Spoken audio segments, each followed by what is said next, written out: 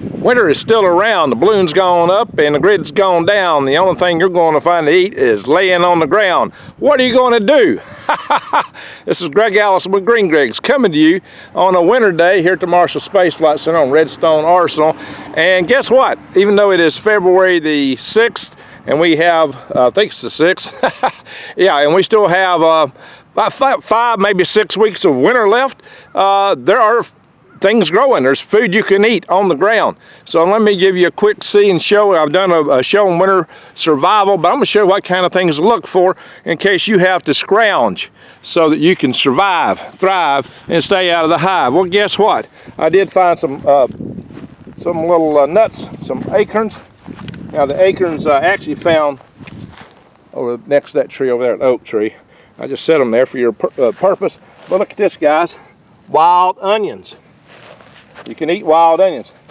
Purple dead nettle is starting to come out.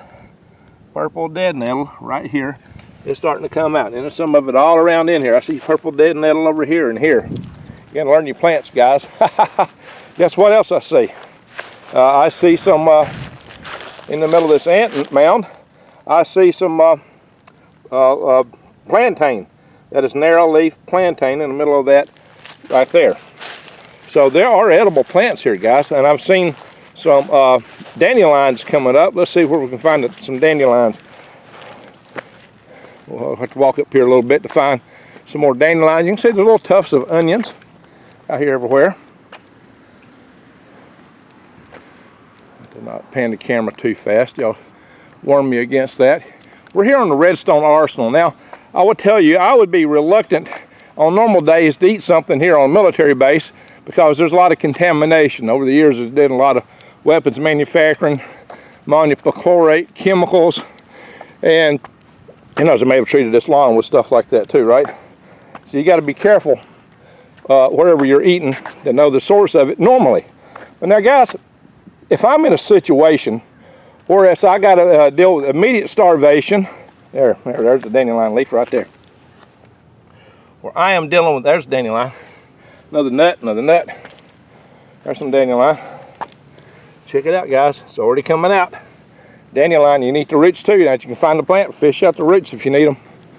If I'm facing immediate starvation or cancer 10 to 30 years down the road, I think I might be highly tempted to fix my immediate needs so I don't expire immediately. Versus 10 to 20, 30 years down the road, which in a grid down situation, you hope you can survive that long. There's more narrow-leaf plantain. There's your onions. Narrow-leaf plantain, which is also a good medicinal. Makes a great poultice for treating spider bites, bee stings, even snake bite. People have used that even on snake bite. Look at all the onion over here. Oh, some of the dandelions are starting to bloom even. Check that out, guys. We are in early in the month of February, and the greens are sprouting. And guys, even in the depths of winter, I see a whole lot of food right here.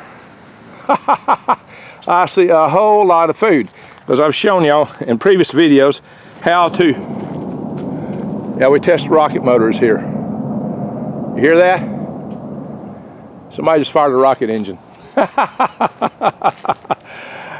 I've shown you how to eat the living layer, the cambium layer of the pine, and even these pine needles will help you keep you from getting scurvy. They're rich in vitamin C. I'd say just eat them like they are. Chew them like this. Now, we don't have any toxic pines in this area. There's some areas you do have toxic pines. You need to research your local flora and fauna. Disclaimer. I always have to tell you a disclaimer. I'm not a so-called expert in these topic areas, so consult with your local wild plants experts and your local doctors where you look for any medicinals and any wild plants to eat, because there's a lot of good plants that are healthy, good for you, and taste good. There's also a lot of them that can make you sick and kill you. So do check with your local expert in your area, especially things like pine. You know, pine, I ain't got no problem eating any pine around here. Now, if you want to make a tea out of the pine, I would say boil your water and then put the pine needles in afterwards, because if you boil the pine needles, you're going to be making some turpentine. You don't want to be drinking turpentine. Now that tree has got a pipe around it. That's highly interesting. It's copper from here. It is not copper, it's plastic, just a dark plastic. About copper, somebody be stealing that.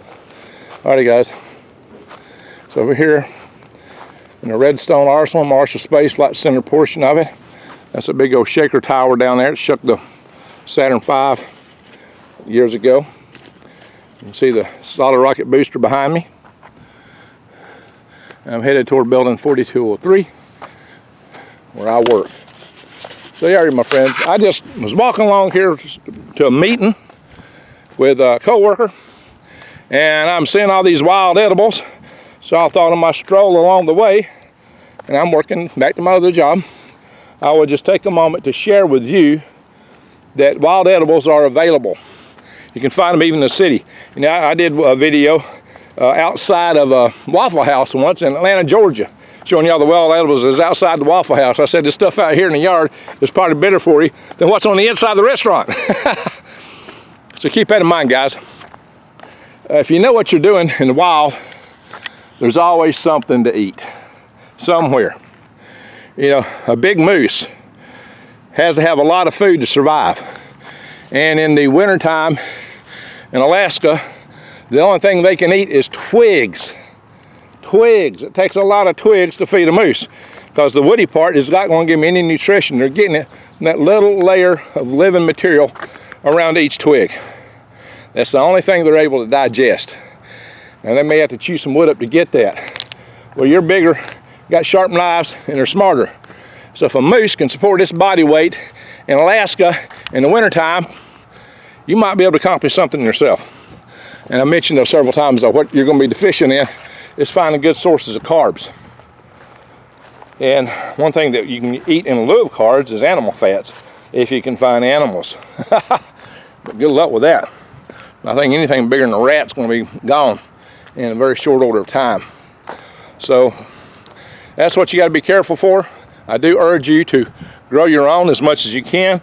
Get your seeds, have your seeds, and also I got videos on growing. I got more videos on wild edibles. I got videos on various aspects of gardening. Get you a worm farm because you won't be able to go to the store when the grid goes down. Oh yeah, the terminology, balloon goes up. That, yeah, we're in a day of a balloon flight recently, right?